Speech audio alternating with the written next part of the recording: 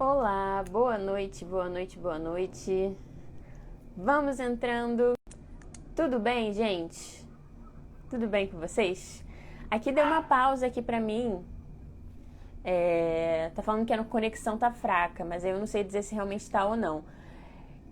Vai entrando aí, por favor, e vai me dizendo como é que tá a conexão pra vocês, se estão me vendo bem, ouvindo bem. Qualquer coisa eu mudo aqui a internet pra ficar melhor, tá? Sejam muito bem-vindos a mais uma aula. Boa noite. Agora eu acho que vai. Mudei a internet, tá? Mudei a internet pra gente poder ter uma conexão um pouco melhor. Então vou falar de novo. Boa noite, sejam muito bem-vindos a mais uma aula semanal. Quem for entrando aí, vai me dando esse feedback de conexão, de áudio, de vídeo, se estão me vendo bem, se estão me ouvindo bem, beleza? Outra coisa que eu vou pedir pra vocês também, por favor, clica aí no like da live para que o Instagram consiga entregar essa live para os seguidores, para que o Instagram entenda que essa live é legal, que o conteúdo é bom e para que ele entregue para mais gente, para que mais gente consiga assistir. O Instagram nem sempre entrega para todo mundo. Vai depender da interação das pessoas que estão já na live ou que interagem com o conteúdo para ele entregar para mais gente. Então aperta aí o like, vai apertando o like pra gente conseguir trazer mais gente, pra mais gente conseguir ver e assistir o conteúdo, tá bom? O tema da aula de hoje é utensílios, né? Eu avisei ontem e hoje... Meu cachorro tá latindo pra caramba, vocês já sabem, né? Avisei ontem pra vocês que o tema de hoje seria sobre utensílios e soltei um videozinho também hoje lá no feed avisando pra vocês sobre a live de hoje, que seria sobre utensílios, tá? Por que eu resolvi fazer uma aula sobre utensílios? Porque vocês vivem me perguntando uma coisa aqui, outra coisa ali, panela, folha teflonada, o que usa para assamento, os seixos de fermentação, e para cortar massa, nananana. Então resolvi juntar tudo em uma aula só para a gente poder esclarecer esse assunto, principalmente para o pessoal que está chegando. Então eu falei lá para o pessoal que está nos stories, para quem acompanha nos stories, já ouviu eu falando que esse mês de janeiro vai ser dedicada para quem está começando na fermentação natural. Então, a gente vai falar sobre coisas de base, para esse início mesmo, para te dar um norte do que você precisa fazer, do que você precisa comprar, das coisas que você realmente precisa ter, das coisas que você não precisa ter, das coisas que você pode substituir por outras coisas. Então, acho que esse primeiro tema de janeiro foi um tema bem legal, principalmente para quem está começando agora, para ter esse norte. Beleza? Tudo certo, né, gente? Então, vamos começar. Para fazer pão de fermentação natural, na verdade, a gente não precisa de muita coisa, né? O pessoal faz pão há muito tempo, você não precisa de muitos utensílios, você não precisa de nada muito mirabolante, inclusive você não precisa nem de uma farinha importada para isso, você consegue fazer com farinha nacional, você consegue fazer com água fritada, usando apenas água, sal e farinha para fazer um pão. Você precisa de coisas simples para fazer um pão de fermentação natural, não precisa de muitas coisas. Nos utensílios vai funcionar da mesma forma, você não vai precisar de muitas coisas. Então eu vou falar aqui sobre algumas coisas básicas e algumas indicações que eu tenho. E das coisas básicas, tem 3 coisas aqui que eu coloquei como básicas, e indispensáveis para você conseguir fazer um pão. E o resto são coisas mais... que não são obrigatórias, que não são indispensáveis, mas que fazem muita diferença no seu processo. E se você puder ter elas, vai ser melhor. Porque afinal, né, o pão que o pessoal fazia antigamente e o pão que a gente gosta de comer agora é completamente diferente. Então, você consegue fazer pão com pouquíssimas coisas, mas o tipo de pão que você vai conseguir, que é a grande questão, né? Então, você consegue fazer usando só uma balança, só um pote para misturar, e é isso. Não precisa de mais nada além disso para fazer. Só que o seu resultado durante o processo... Na verdade, o processo vai ser um pouquinho mais complicado de ser controlado. E aí você não vai ter aquele resultado que você quer ter. Boa noite, Joel, tudo bem? Oi, Mali. Primeira vez por aqui, seja muito bem-vinda. Fique aí, já pegue papel e caneta para anotar as coisas que a gente já começou, tá? Então é isso. Para fazer um pão de fermentação natural, o que é indispensável? Primeiro, uma balança normal. Por que balança? Eu não gosto de trabalhar com copo medidor. Colher medidora, copo medidor, acho que não funciona. Eu acho que sempre dá uma besteirinha ali, um negócio errado. E eu quero minimizar a possibilidade de erro. Eu tenho um monte de coisa que precisa ser trabalhada, eu preciso trabalhar estrutura, eu preciso trabalhar fermentação, eu preciso trabalhar um monte de outros pontos durante o processo. Para que eu vou dar mole no momento da pesagem? Para que eu vou dar mole nisso? Então, acho que balança é essencial para que você consiga saber exatamente o peso que você está colocando ali, uma balança normal. Além disso, eu acho, é lógico, um pote para você fazer a mistura, isso daí é básico, e um risca-pão. E por que eu coloquei o risca-pão? Para quem não sabe o que é risca-pão. Risca-pão é o que você usa para poder apoiar a gilete para fazer o corte do pão antes dele ir para o forno. E por que eu coloquei o risca-pão como o essencial e indispensável também? Porque para fazer o corte, a gente já tem muita dificuldade de conseguir fazer ali o corte no ângulo que a gente quer, de fazer o corte do jeitinho que a gente quer para conseguir aquela pestana. Não ter um risca-pão, que é o que a gente usa de apoio, não ter esse utensílio, né, essa ferramenta, acaba às vezes atrapalhando e piorando ainda mais. Então é legal que você tenha um risca-pão ali bonitinho, que caiba na sua mão, que você consiga segurar bem a gilete e ter firmeza no momento do corte. Então acho que isso é indispensável. Apenas essas 3 coisas. Agora, para as coisas que não são indispensáveis nem obrigatórias, aí tem um monte de coisa que a gente vai começar falando agora. Então, a primeira coisa que eu coloquei aqui como indispensável para fazer um pão é a questão do termômetro. Então, eu era uma pessoa que não gostava muito de usar termômetro. Eu passei um bom tempo fazendo pão sem termômetro, por isso que eu sei que é completamente possível e tive resultados bem legais fazendo pão sem termômetro. Só que o que acontece? Eu fazia isso porque eu fui acostumada assim lá na Slow, que foi a padaria que eu trabalhava. E o Rafa sempre falou pra gente sobre a sensibilidade com a massa, sobre a conexão com a massa. Então ele gostava que a gente sentisse no momento ali a temperatura e se identificasse com aquela temperatura e entendesse se aquela temperatura era boa para massa ou não. E a gente conseguiu isso por bastante tempo, a gente fazia isso e funcionava. Só que depois de um tempo a gente também precisou começar a usar termômetro para ter um controle melhor do processo. E eu comecei a fazer a mesma coisa em casa. A gente não consegue ter essa sensibilidade para saber que temperatura está a massa. Então, por exemplo, hoje eu estava fazendo pão aqui no Rio está muito, muito calor. E aí eu coloquei a mão na massa, eu senti a massa fresquinha, porque a temperatura ambiente estava super quente. Então, quando eu coloquei a mão na massa, estava fresquinho. Só que o fresquinho era 28 graus. Então, a gente acaba tendo uma percepção muito errada do que a gente está sentindo ali. E essa temperatura muito alta ou essa temperatura muito baixa prejudica o nosso glúten, prejudica a fermentação da nossa massa, a fermentação do nosso fermento também, deixando ela muito lenta ou muito acelerada. Nenhuma das duas coisas é bom, né, para o nosso fermento, principalmente se a gente quiser usar logo o nosso fermento. Então, ter um termômetro vai ser muito importante para todas as suas etapas. E aí, existem 3 termômetros que você pode ter.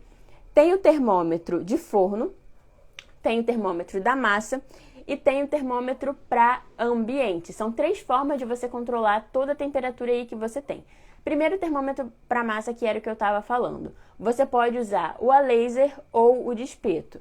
O de espeto é o que eu uso, porque o de espeto é mais barato, muito mais barato do que o a laser, e ele é muito mais preciso do que o a laser, porque o a laser ele só consegue medir a temperatura ali que está por fora. Então, se a temperatura interna da sua massa for outra, e normalmente a temperatura interna da massa é outra, o termômetro a laser ele não está medindo, então ele não é tão preciso assim e ele não é tão seguro. Com o tempo também o termômetro a laser ele vai desregulando com muita maior facilidade do que esse que é o de espeto. Então, eu sempre indico comprar termômetro de espeto. Para os meus alunos, para todo mundo que eu falo, compre o termômetro de espeto, tá? Então, essas são as 2 opções que você tem aí para a massa. Para o forno, por que é tão importante ter termômetro para o forno? Porque funciona da mesma forma. Então, lá, você quer uma temperatura específica para assamento. A gente quer normalmente entre 230, 240 graus, dependendo do tipo de massa que você faz, né? Então, é uma temperatura bem alta. A gente normalmente tem tem forno convencional. Eu, não faz muito tempo, acho que vai fazer 1 ano daqui a pouco, que eu tenho um forno elétrico com resistência em cima e embaixo, onde eu consigo regular a temperatura ali. E esse forno realmente condiz com a temperatura que eu estou regulando, porque é um forno bom. Mas a maioria das pessoas não tem isso. Então, se você já não tem um forno que te ajuda muito, um forno convencional que não aquece muito, que aquela regulagem ali que você tem no forno já não diz muita coisa, a maioria dos fornos são assim, é legal que você tenha um termômetro de forno para que você consiga saber exatamente que temperatura está ali e que você consiga fazer um assamento legal. E o assamento ele é muito importante, por quê? Porque é onde você está finalizando ali a sua massa. Então, se você tem um assamento que não é ideal, com uma temperatura muito baixa, por um tempo que não está correto também, você vai estragar talvez todo um processo que foi feito todo corretinho ali, só por conta de uma questão de temperatura que você poderia resolver facilmente usando um termômetro de forno. Então, o termômetro de forno ele também vai te ajudar em muita coisa. O que eu tenho, eu comprei pela internet, pela Shopee ou pelo Mercado Livre, não sei qual dos dois. Eu comprei por algum desses dois lugares. E é super baratinho, é coisa de R$40. Teve gente que falou que comprou mais barato ainda depois que eu falei que eu comprei. Comprou por R$25, R$30. É bem fácil de você achar na internet. Em lojas físicas, não acho que seja tão fácil assim, só aquelas que são voltadas para alimento mesmo e tal. Mas você ainda assim consegue achar, se você quiser dar uma procurada. Mas se não, compra online, não demora muito para chegar, não. Existe um termômetro, ruim que ele nem tá aqui perto de mim. É só uma questão de regulagem do termômetro que tem vezes que vem errado, mas aí é raro de acontecer, a maioria mede certinho, tá? Terceira opção de termômetro é o termômetro para ambiente, tá? O termômetro para ambiente pode te ajudar só para você ter uma noção de que temperatura está aquele ambiente ali, né? E se você pode ou não deixar a sua massa naquele ambiente. Mas se você não trabalha com produção, se você não trabalha com venda de pão, eu realmente não acho que tenha a menor necessidade de você ter um termômetro para medir a temperatura ambiente. Se você trabalha com produção, se você trabalha com venda, é legal você ter mais uma coisinha ali para conseguir controlar aquele ambiente. Mas se não, eu não acho que tem necessidade de termômetro de ambiente. Porque se você deixar a sua massa ali na temperatura ambiente e ficar medindo com o termômetro a laser, você já vai ter uma noção do que está acontecendo ali naquele ambiente e vai conseguir regular isso, deixando sua massa na geladeira ou deixando em um local mais quente. Então, não acho que tem necessidade. A não ser que você tenha uma produção. Aí eu acho que realmente vai facilitar a sua vida do que ficar nesse negócio de ter que ficar medindo a massa toda hora e tal. Tá? Terceiro ponto que vai ser bem importante, que vai te ajudar: espátula de inox e espátula transparente. Poxa, eu ia pegar a espátula, não peguei, mas eu vou pegar aqui rapidinho. Espátula transparente vai ser super importante para você limpar as laterais ali do seu bowl, limpar as suas mãos, limpar a sua mesa.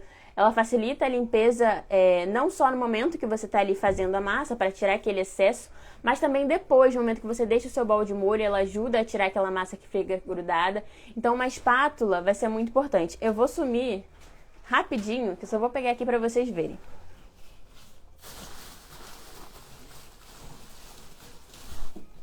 Essa espátula aqui, eu comprei nessas lojas de construção, tá? Esse tipo de espátula aqui, ó. A luz vai estourar, vai ser uma coisa maravilhosa. Tá? Esse não é da marca Tigre, mas a maioria que o pessoal compra é da marca Tigre, porque é mais encontrada aí nesses locais de construção. E ela funciona super bem para cumprir essa função aí. Até para você bolear a massa, ela também vai ajudar bastante, tá? Porque você coloca ela ali na frente e boleia a sua massa, ajuda bastante. Mas para bolear a massa, você pode também comprar uma de inox, que aí talvez funcione melhor porque ela é mais durinha. Mas essa daqui também, ela não é tão maleável assim, não. Ela é bem maleável, mas você consegue também usar para fazer o pré-shape da sua massa sem problema nenhum. Eu, por exemplo, não tenho a de inox e não tenho a menor vontade de comprar, porque eu fico com medo de arranhar as coisas aqui, então não tenho. Mas é uma outra opção de espátula aí que você pode ter, tá? Terceiro ponto que eu coloquei aqui: balança de precisão. Então, eu tenho aqui também, além da balança normal, uma balança de precisão. Por que eu acho importante uma balança de precisão? Principalmente por conta da pesagem do sal. Então, o sal, ele vai ter uma importância muito grande dentro da nossa massa. Ele regula a fermentação, ele tem interferência no glúten, principalmente por conta da fermentação, eu diria, até com risco de você salgar a sua massa também, né? Mas principalmente por conta da fermentação, é importante você pesar o sal na quantidade certinha. E por a gente usar uma porcentagem quebrada, que é 2,4 normalmente, ou 2, alguma coisa que o pessoal usa, às vezes fica essa quantidade quebradinha também lá de gramatura. E eu, Stephanie, sempre prefiro usar a balança de precisão para pesar o sal. Porque essas balanças, assim, elas não pesam essas quantidades pequenininhas. E aí você acaba colocando 1 graminha a mais ou 1 graminha a menos. E para sal, 1 grama, 1 grama, 1 grama ou 1 grama, não sei. Pro sal, isso faz muita diferença. Essa pequena quantidade pro sal faz muita diferença. Porque se você pensa, você coloca 7,5 de sal na sua massa. Se em vez de colocar 7,5, você coloca 8, ou você coloca até 8,5, porque é assim que as balanças vão, né? Ou menos que isso, 7 ou 6,8, você pode acabar dando uma interferência aí na fermentação da sua massa e no cálculo total da receita. Então, eu acho legal ter uma balança de precisão. Eu também comprei por um preço baratinho na Shopee. Essa foi na Shopee, mas você também encontra no Mercado Livre ou qualquer dessas lojinhas online. É super fácil de achar. É mais fácil achar na online do que na física. Mas na física você também, às vezes, acha nessas lojas que vendem coisa pra cozinha, né? Amigão, Utilicasa, essas coisas assim, tá? Terceiro ponto que eu tenho aqui e que eu não falei lá como um dos utensílios básicos, porque eu ia falar aqui e vou comentar sobre alguns substitutos para ele, que é o cesto de fermentação. Então, eu tenho alguns cestos de fermentação aqui. Deixa eu pegar aqui para vocês verem. E eu uso todos eles e funciona super bem, tá? Eu tenho esse daqui, que é da Fermentor. Fermentor Shop. E eu acho sensacional, por quê? Porque vem com a toquinha. Então, muita gente usa esse baneton aqui, que é da... Tá estourando a luz demais, né? Que é da Baneton Brasil, né? Ou de outros sites vendem também, esse que é o mais tradicional, que o pessoal vê por aí. E o pessoal usa muita toquinha de descartável pra cá.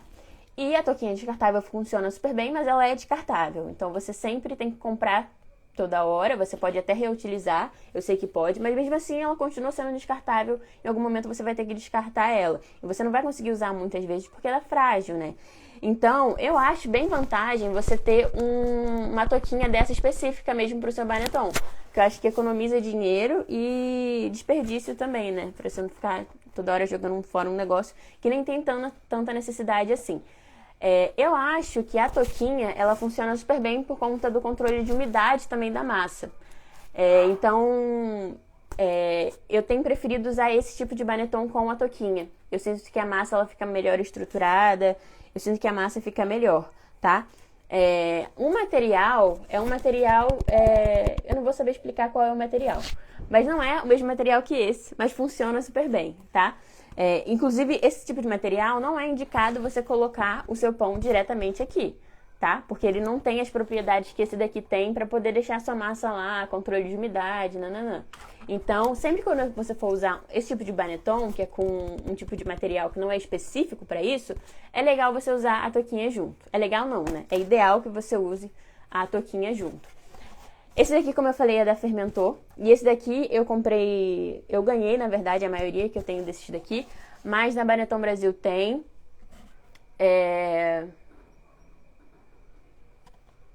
Boa noite. Eu comprei na Baneton Brasil e em outro site aí. É só você procurar na internet cesto de fermentação ou baneton que você consegue achar. Gente, se for tendo perguntinha, pode mandar aqui nesse ponto de interrogação, tá? Que eu vou responder no final, tá? Caso tenha. Mas eu acho que vai ficar tudo bem claro. Tá. Por que eu não coloquei cesto de fermentação como lá um dos ingredientes, um dos utensílios básicos e essenciais para você fazer, obrigatórios e tal? Porque por muito tempo, e eu digo por muito tempo mesmo, e a maioria dos meus pães eu fiz assim, eu usava, para quem tá aqui há mais tempo já sabe, eu usava pote de sorvete com pano de prato. Sempre. Por quê? Porque eu já tinha o baneton redondo desse material aqui, mas eu queria muito fazer o formato retangular. E eu não tinha esse baneton ainda, eu não via necessidade de comprar, eu usava esse, funcionava super bem. Então funciona bem. Mas eu acho que, uma observação, quando você tem ali o formato quadrado, a ponta quadrada, eu sinto que a pestana, ela tem um pouquinho mais de dificuldade de abrir. Porque pensa comigo, se você tem aqui as pontas da sua massa arredondada, quando você corta aqui, é mais fácil dela abrir do que ela tendo a ponta toda quadrada, entende? Vocês conseguem entender o que eu tô dizendo? Mas eu acho que a facilidade de você ter uma massa arredondada, né, uma massa oval, do que você ter uma massa quadrada, ajuda você no corte, abrir a pestana, levantar o corte também. Mas você consegue usar super bem, adaptando o corte, você consegue usar um paninho de prato com uma vasilhinha, qualquer vasilhinha que cumpra essa função de sustentar as laterais da sua massa, tá funcionando bem, ok? Então, sobre Banetton, eu acho que é isso, tá? Indico muito os da Fermentor, não é publi não, mas eu gosto bastante. Outro ponto que eu acho bem legal, além do Banetton, folha teflonada. Já que a gente está falando sobre assamento, vamos continuar falando sobre isso. Folha teflonada. Que diabos é uma folha teflonada? Folha teflonada, na verdade, é um tapetinho que o pessoal usa em confeitaria, usa muito em confeitaria. Então, quando quer fazer biscoito, usa esse tapete, pega ali o saco de confeitar, bota esses biscoitos ali e bota para assar. Isso funciona super bem também para fazer o pão. Por quê? Porque você coloca ali como base, você bota o seu pão aqui, você vira o seu pão aqui, e depois você coloca na sua panela, na sua forma, ou bota direto no forno. É uma forma de apoio, assim, no momento de assamento. Se você não tem isso, normalmente você tem que colocar um pouco de farinha embaixo para o seu pão não grudar. E isso facilita também no momento do corte. Então, se você não quer fazer o seu corte direto na panela, é legal, né? É importante que você tenha alguma coisa para poder levar esse pão para dentro da panela depois. E aí você consegue fazer o corte melhor quando você tá com esse tapetinho fora da panela. Então, folha teflonada ou papel teflonado funciona super bem. Eu prefiro papel teflonado porque ajuda nisso, dura por muito tempo. Eu já comprei faz bastante tempo e ele tá durando aí. Mas você também tem outras opções, que é papel específico para altas temperaturas. Pode ser o papel Dover ou papel Asalite. Eu já usei os dois são bons, e você acha nesses lugares de coisas de festa normalmente, ou coisas para confeitaria, normalmente vende esse tipo de papel. Em mercado é muito difícil de ver, mas às vezes tem também o Dover, o Asalite, até o Asalite às vezes tem também. Mas só que eles são descartáveis, né? Principalmente o Asalite, você não consegue fazer muitos assamentos com ele, não. Com o Dover tem uma qualidade um pouquinho melhor. Então eu conseguia fazer uns 2, até 3, se desse uma forçada, assim, com o mesmo papel. Mas com o Asalite era um assamento e é isso. E aí você gasta dinheiro, você desperdiça e tal, então não acho legal. Prefiro o papel teflonado e não é caro. Outro ponto que também é super importante. Pulverizador, tá? Ou simplesmente borrifador. Eu uso muito para molhar as minhas mãos durante o processo. Então, para você não ficar tendo que ir na pia toda hora, no momento de fazer as dobras, ou se você quiser borrifar no seu forno ou na sua panela antes ou depois do assamento, antes ou depois não, antes do assamento, antes de colocar para assar, o pulverizador ou o borrifador funciona super bem. O pulverizador eu prefiro porque ele tem uma pressão um pouquinho melhor. Então, eu prefiro o pulverizador do que o borrifador, mas os dois funcionam super bem. E o pulverizador é, na verdade, mais um luxo, assim, porque ele não é, na verdade, um utensílio super necessário nem nada, mas ele ajuda bastante no dia a dia, facilita o processo, né? Outro ponto legal de se ver.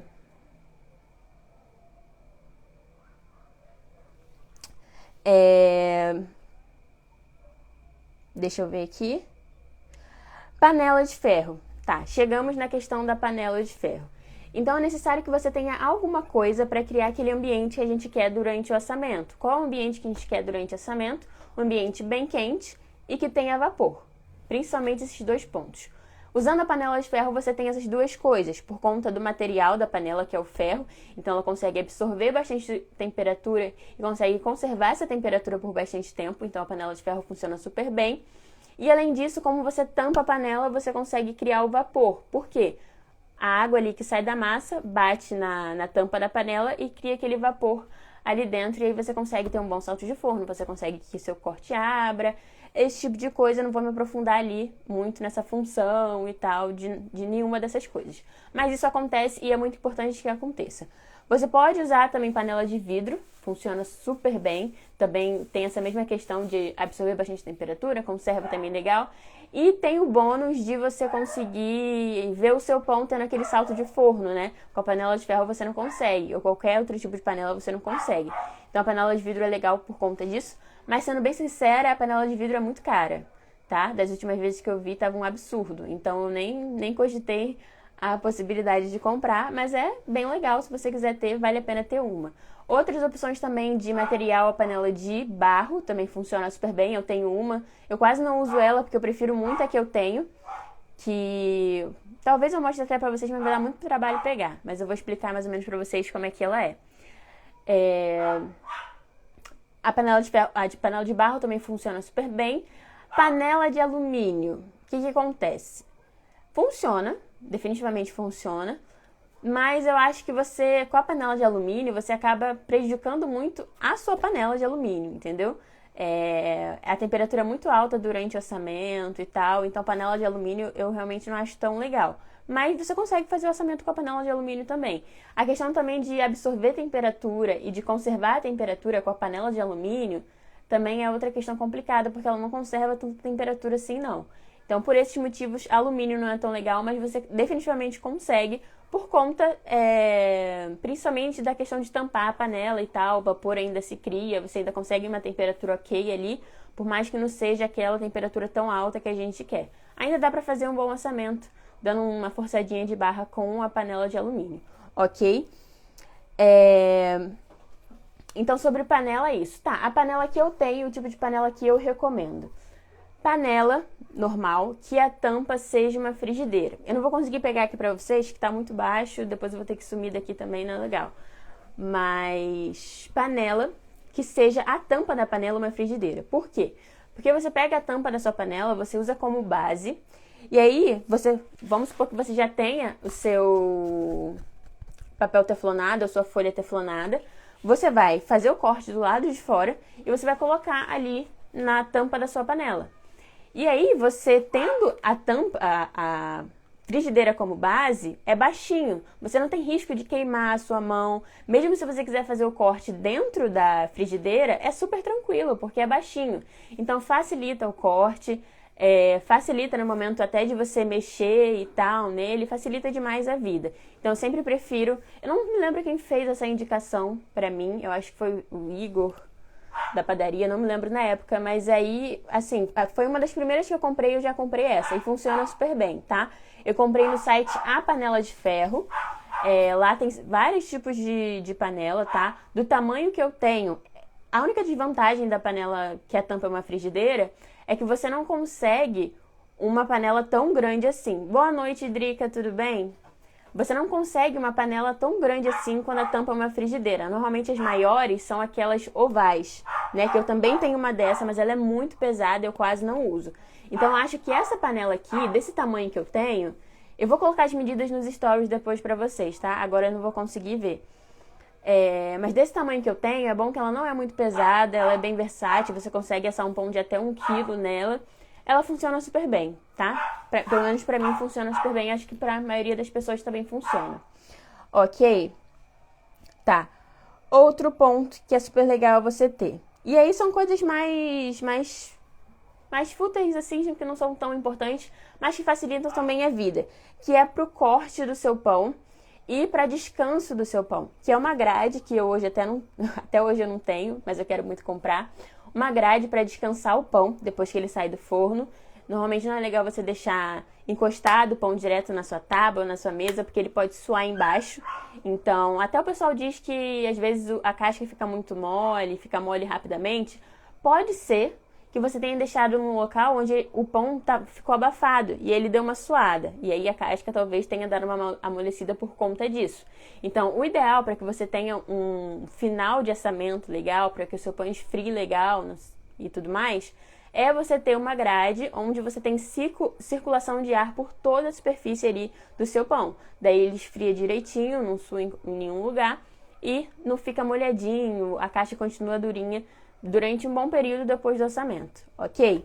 E uma boa tábua e uma boa faca para cortar o seu pão depois também. Por quê? Facas de serra, todo mundo sabe que não dá para cortar um pão sourdough. faca de serra pequena, né, de cozinha normal. E na época que eu fui comprar, eu dei um... Não foi azar, mas foi uma falta de atenção minha. Eu comprei uma faca que era muito pequena. Então, era uma faca de serra grande, mas ela não era comprida. Ela era muito curta. Acho que era desse tamanhozinho aqui, o negócio de onde tinha as serras dela. Então, não funcionou nada bem. Então, se você tiver uma faca de serra grande, no sentido de não ser aquela pequenininha de cozinha, no sentido de comprimento também, é legal, tá? É ideal para facilitar o momento de corte, para você cortar fatias bonitinho no seu pão e tal. Tinha mais um ponto que eu ia falar, deixa eu ver aqui. Tá. Então, acho que de equipamentos essenciais, de utensílios essenciais, é basicamente isso. Eu vou falar logo sobre o meu forno, porque vocês perguntam muito, então eu já vou deixar salvo aqui. O forno que eu tenho é forno Fischer Gourmet Grill, tá? Também vou colocar lá nos stories depois para vocês verem. 44 litros, indico muito ele, acho ele um forno super bom, não tive problema com ele até agora. O problema que eu tive com ele foi problema aqui em casa, na minha tomada. Mesmo assim, nada aconteceu com ele, eu levei na revisão, eu levei na garantia, né, que tem. Eles revisaram tudo, deu tudo certo, então a marca também dá toda a assistência necessária, o forno chega numa temperatura bem alta, tem regulagem de tempo, ele é sensacional, eu acho ele muito bom. Então, se você quer comprar um forno que não seja extremamente grande, mas que ainda assim é grande para assar pelo menos os 2 sourdoughs sem panela. Então, se você quiser assar sem panela, você consegue assar 2. Com panela, você só consegue assar 1. Mas ele é muito bom e eu acho que o custo-benefício dele também é bom. Então, não é muito caro, pelo menos na época que eu comprei, não era muito caro. E o Layer também, o pessoal diz que é muito bom, mas o Layer é mais caro. Então, eu acho que em questão de custo-benefício, o Fischer ganha disparado, tá? Deixa eu ver aqui as perguntas de vocês. Posso usar tapete de silicone para não queimar? Sim. Esse tapete, essa folha teflonada aqui, eu não posso dar certeza absoluta. Não é silicone não. Mas você pode usar tapete de silicone também, tá? Sem problema nenhum. Como posso melhorar os pães num forno convencional? Não tenho panela de ferro. Então, você vai ter que ver as opções para a sua realidade. Porque qual é a grande questão de forno convencional? Porque a maioria das pessoas fala sobre a panela de ferro. Então, tem pessoas que dão opções de assamento sem panela de ferro, mas a maioria das pessoas falam sobre a panela de ferro. Porque a panela de ferro é universal. Ela vai funcionar para mim, ela vai funcionar para você, ela vai funcionar para minha vizinha, ela vai funcionar para a menina ali do canto. Para qualquer pessoa, a panela de ferro funciona. Agora, quando você quer fazer no forno convencional sem nada, é complicado, porque pode ser que, por meu forno, por exemplo, eu nunca consegui assar um bom pão sem panela. Nesse forno aqui, Fischer, eu consigo assar sem panela e tenho um bom resultado. Aí eu faço umas gambiarras aqui e consigo. Mas no forno convencional, no meu forno convencional de casa, eu nunca consegui um bom resultado. Talvez seja porque eu não tenho conseguido adaptar. Mas assim, de forma geral, o que você precisa fazer? Você precisa ter um bom vapor e uma temperatura bem alta. No forno convencional, para você ter uma temperatura bem alta, você tem que deixar ele aquecendo por muito tempo no máximo. E aí lá se vai o gás, embora o gás está caríssimo. Então, mais um problema aí. Mas é isso que você tem que fazer.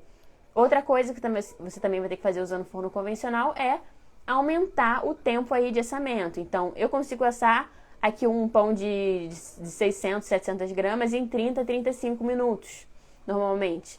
Se for num forno convencional, eu assava em 45 minutos. 40, 45 minutos. Se eu não me engano, era 45 minutos. Então, tem essa outra questão. E o terceiro ponto que você vai precisar num forno convencional, e esse é o principal problema, que é você conseguir vapor. Existem várias formas de você criar vapor no seu forno. Agora, achar uma que de fato funcione, que é o negócio. Então, eu já tentei forma com água quente dentro do forno. Muita gente consegue, tá? Mas eu nunca consegui. Talvez eu esteja fazendo alguma coisa errada, ou meu forno realmente que escapa muito vapor e não consegue... Se o seu forno tiver um bom... Qual o nome daquilo que envolve o forno? Esqueci real, não vou conseguir lembrar agora. Poxa, gente, me ajuda aí. Isolamento. Se seu forno tiver um bom isolamento, talvez você consiga ainda criar esse vapor ali. Mas se não, se for igual o meu, que não é muito bom, assim, você não vai conseguir só com a forma com água quente, não. Mas tudo é teste. É isolamento. Mas tudo é teste. Então, vá testando. Então, tem não vou lembrar o nome também, mas tem um dispositivo que você pode comprar na internet que também solta vapor dentro do forno. Também é uma opção que você pode ver. Por isso que a questão de usar um forno convencional sem panela é complicado, porque eu não posso te dar... Senão eu vou ficar aqui o dia inteiro te dando opções, entende? É uma coisa que é só teste e você vai ter que adaptar para a sua realidade. Por isso que é tão difícil. Então, dentro do curso eu dou até algumas opções de assamento com forma para o pessoal, mas aí também é para os alunos, tá? Você começou a fazer pães há quanto tempo? Eu faço pão há 5 anos, 7 anos, 2015. Desde 2015 que eu faço pão. Comecei a estudar sobre pão, né, que eu faço pão. E de focada em fermentação natural desde 2017. Então tem bastante tempo. E em casa não faz tanto tempo, eu só fazia na padaria. Então em casa deve ter uns 3 anos. Que eu faço só em casa, né? Que eu comecei a fazer em casa. Mas é mais ou menos isso. Então ficamos todos esclarecidos, gente? Alguma dúvida em relação a alguma coisa? Podemos finalizar. Eu acho que eu consegui esclarecer bastante coisa aqui. Falamos então sobre balança normal e balança de precisão. Falamos sobre pote para mistura, isso é básico. O risca-pão, o riscador. Inclusive eu nem mostrei pra vocês, então acho que isso era o que faltava mesmo. Eu tenho 2 risca-pão, ou riscador, ou não sei mais qual o nome que o pessoal diz. Mas é basicamente uma ferramenta que você usa para poder segurar a gilete no momento de você fazer o corte do seu pão. Então eu tenho esse daqui da Fermentor. Hoje eu tô garota propaganda da Fermentor, né? Eu tenho esse daqui da Fermentor, não vai focar nem por nada. Esse daqui, ó, da Fermentor, estão vendo? Que é super fofo, que tem a logo deles, né? E é pequenininho. E eu tenho esse daqui, que eu também ganhei, que é da Benetton Brasil. O que acontece? Eu prefiro da Fermentor, e não tô puxando o saco, eu juro, nem tô ganhando pra isso. Me perdi que eu olhei aqui o Marcos falando. Vaporizador, steamer da Tecmapan. Isso, que é o que você coloca... É que eu sou muito ruim de nome, eu esqueço todos os nomes. Mas também tem isso que você pode usar para colocar vapor no seu forno. Sobre o risca-pão. Eu prefiro esse menorzinho, e não é porque eu tô puxando o saco da Fermentor, não. É porque é verdade. O que acontece? Com um risca-pão que é um pouquinho menor, você consegue ter mais segurança e mais firmeza no momento de fazer o corte. Então, quando você tem um maior, você algumas vezes segura muito na ponta. E aí o ideal é que você segure mais aqui na frente. Quando você tem um pequeno, você já tá aqui, ó. É como se você tivesse uma gilete mesmo na sua mão, só que com toda a segurança. Então você tem mais segurança no momento de fazer o corte. Então eu acho que quando ele é menorzinho, melhor. Pelo menos eu tô tendo um melhor resultado cortando com esse daqui. Então, mas você pode se adaptar com outros tipos. Tem um tipo também que ele é retinho, que ele é completamente reto. Inclusive, eu acho que a pontinha dele é de madeira, é muito bonitinho também. Eu também me adaptava melhor com ele do que com esse que faz uma curva. Mas aí você vai vendo que é melhor pra você, tá? O domínio é muito melhor. O domínio é muito melhor com esse. Eu também acho. Você tem mais segurança na mão, você consegue fazer o corte melhor. Então, prefiro esse da Fermentor, e esse daqui é da Benetton Brasil, tá? Risca-pão, riscador, você consegue achar com esses nomes na internet, é só dar um Google lá, ok? Gente, já estamos com 40 minutos de aula, eu acho que já dá pra gente finalizar por aqui. Conseguimos falar sobre tudo. Pra quem chegou no final, eu vou deixar essa aula salva no YouTube, como sempre, junto com todas as outras que a gente tem sobre ingredientes base, sobre fermento natural, sobre fermentação natural versus longa fermentação, sobre criação de fermento, E tem mais assunto lá. Então a gente tá fazendo umas lives bem legais e as próximas também vão ser bem legais. A gente vai falar sobre estudo, a gente vai falar sobre farinha nacional versus farinha importada. Então fiquem ligados aí nas próximas aulas semanais, ok? Finalizamos por aqui. Muito obrigada pela presença de todo mundo. Espero que você tenha conseguido pegar dicas para você aplicar aí na sua casa, ok? Uma boa noite, um grande beijo. E é isso, gente. Tchau, tchau.